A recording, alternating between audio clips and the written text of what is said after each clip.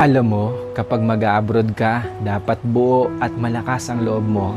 Dahil kung hindi rin lang buo at malakas ang loob mo, huwag mo nang ipagpatuloy pa. Kapag nang ibang bansa ka, dapat kaya mong lahat dahil marami kang kalaban doon sa pupuntahan mo. Nariyan ang lungkot dahil mapapalayo ka sa pamilya mo. Isa yan sa pinakamalakas na kalaban na pwedeng umatake sa'yo. Nariyan din ang takot. Takot at pagkabalisa kung maayos ba ang lugar na mapupuntahan mo. Maaari ka ring panghinaan ng loob dahil tanging sarili mo lang ang tutulong sa'yo sa oras ng pangangailangan mo. Pwede ka ding madepress dahil sa sobrang daming problema na darating sa'yo at lalo na hindi mo pa kasama ang pamilya mo sa tabi mo. Pagkawalan ng pag-asa na makakamit mo pa ba ang pangarap mo dahil kulang pa ang panggastos mo kaysa sa sinasahod mo. At marami pang iba. Ilan lang yan sa maaari mong maranasan kapag nang ibang bansa ka.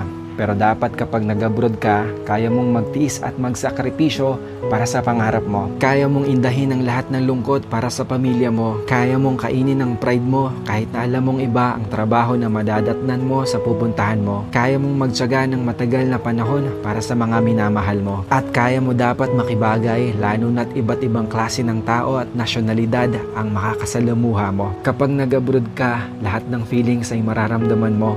Minsan nga tutulo na lang yung luha mo nang hindi mo namamalayan.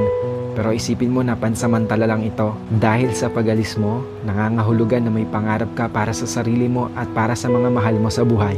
Dalawa lang ang pwede mong kahinatnan sa ibang bansa. Ito ay matalo ka o magtagumpay ka. Kaya dapat alam mo ang dahilan kung bakit ka nag-abroad. Hindi yung sinubukan mo lang dahil kung may dahilan ka, mas malaki ang tsansa na magtagumpay.